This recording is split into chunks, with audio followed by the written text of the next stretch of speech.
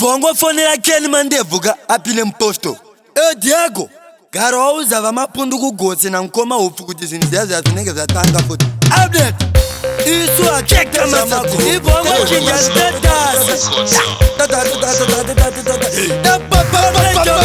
Mira chako nguva yako itasvika, anoziva ndimwari yakadisika, uku kumhanya kusani kokusvika, aungazvipedza chinhu chese chepanyika. Maketo yuti ngatisaitopuresha nezvinhu, nekuti life izere nechifinu, chinongodiwa upenyu hwemunhu pamwe chete neutano hwemunhu. Judgment ngatisaitopuresha nezvinhu, nekuti life izere nechifinu, chinongodiwa upenyu hwemunhu pamwe chete neutano hwemunhu. Vakadzi kumashure chimbotanga washanda, zvinozonetsa kwakumberi zvakawanda, chimbogaya usati watanga, tinozodipedza wega yawatanga.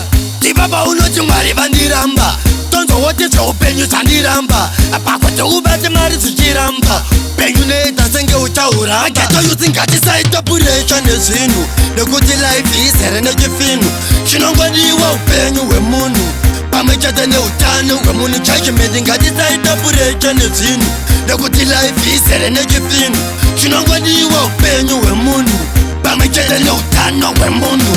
Zvinhu zvakaoma chimbobvunzaini, sandinyore kusvika pasvikaini, ndakabva kure ndakatanga nechihwindi, pare zvino kuholide kulandani, kuti tipinda zvinhu zvanga zvakaoma, ataiwana kana yekurova ngoma, takaramba takashinga kurova ngoma, tairwadza fanika tiri muboma. Maketo yuti ngatisaitopuresha nezvinhu, nekuti life izere nechifinu, chinongodiwa upenyu hwemunhu pamwe chete neutano hwemunhu. Judgment ngatisaitopuresha nezvinhu, nekuti life izere nechifinu, chinongodiwa upenyu hwemunhu pamwe chete neutano hwemunhu. Vakadzi kumashure chimbotanga washanda, zvinozonetsa kwakumberi zvakawanda, chimbogaya usati watanga, tinozodipedza wega yawatanga.